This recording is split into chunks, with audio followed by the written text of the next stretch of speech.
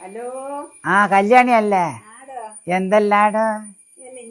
രാവിലെ വിളിക്കുന്നതാലേ ഇന്നെന്താ വൈകിപ്പോയേ? ഞാൻ ഇന്നലെ ഫുട്ബോൾ കണ്ടിട്ട് അങ്ങ് ഉറങ്ങിപ്പോയി.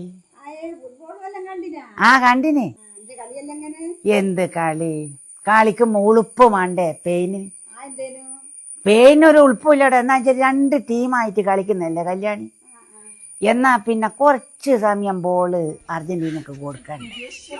ഈ ഏടുന്ന് കൊടുത്തേക്ക് തീർത്ത് സമയം ഓലെടുത്തേനും ബോളുള്ളേ.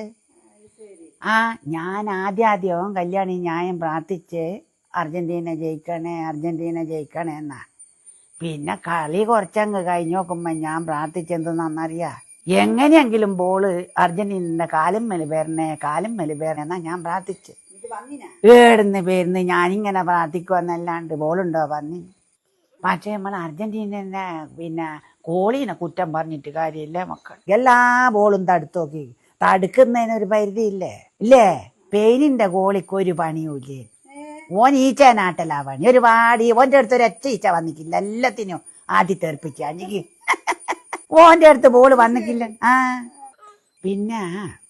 പിന്നെ ഞാൻ ഇവലെടുത്ത് ബോള് വരെയിട്ട് ഞാൻ നേർച്ച പറഞ്ഞു. ഞാൻ ഒന്ന് കളി പകുതിയമ്മലെത്തിയാലും ഞാൻ മൂത്രം ഒഴിച്ച് തിരിച്ചു വന്ന് നോക്കുമ്പോ സന്തോഷായി മളെ. ബോള് തീർത്തും ഞാൻ പ്രാർത്ഥിച്ച പോച്ചിന്റെ അടുത്താ വന്ന്.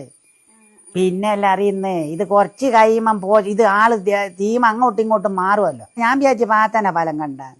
പിന്നെ കുറ്റം പറഞ്ഞൂടെ? കാരണം ഈ പെയിനിന്റെ കളി കുറച്ചു നേരം കണ്ടു നോക്കുമ്പോ എനക്കും തോന്നി ഓല് നല്ലോണം കളിക്കുന്നുണ്ട്.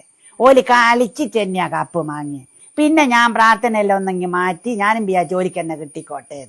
അതുപോലെ തന്നെ ഓലിക്ക് കിട്ടുകയും ചെയ്തു. ഓലെ കുറ്റം പറഞ്ഞൂടെ? നല്ലോണം കളിച്ചിട്ടാ വാങ്ങി. എന്നാ വെക്കട്ടെ. എന്നാ വെച്ച.